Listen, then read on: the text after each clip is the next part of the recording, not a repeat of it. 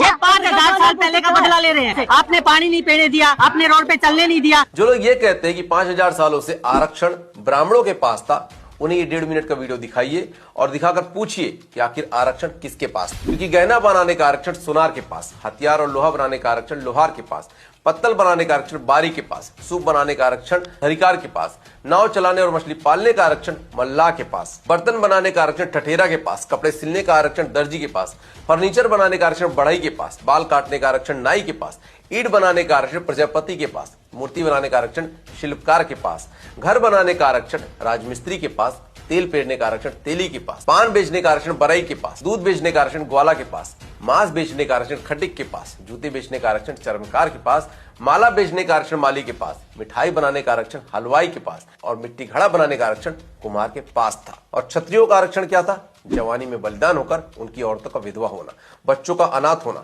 जो कोई नहीं करना चाहेगा, लेकिन उन्होंने ये स्वीकार किया। और ब्राह्मणों ने अपने लिए क्या आरक्षण मांगा? भिक्षा मांगना और अध्यापन रखना, और कई बार क्षत्रियों के साथ मिलकर देश के लिए अपना सर्वोच्च त्याग और बलिदान भी करना। अब सोचिए कि क्या 1000 सालों में किसी सुनार ने लोहार को दामाद बनाकर उसको अपने आरक्षित व्यवसाय में घुसने दिया? नहीं।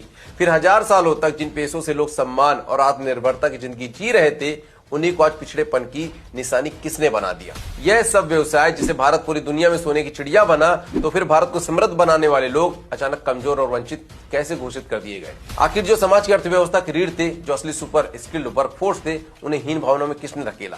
क्योंकि सनातन धर्म में सरकारी नौकरी तो थी ही नहीं, फिर अन्याय कहां और किसने किया?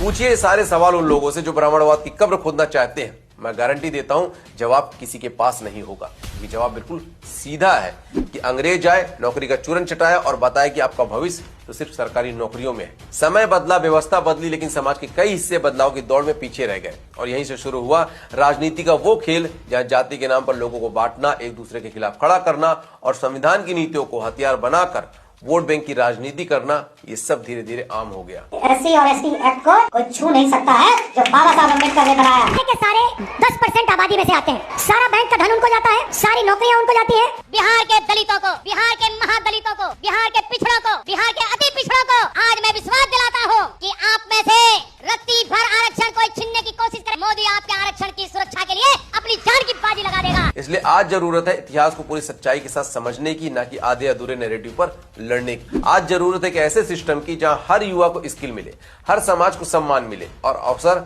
योग्यता और मेहनत के आधार पर मिले, न कि जाति के आधार पर। और अब फैसला हमें करना है कि क्या हम जाति के नाम पर बटे रहेंगे या फिर अपने साझा इतिहास, अपने कौशल और अपने भविष्य को साथ लेकर आगे बढ़ेंगे। जय हिंद।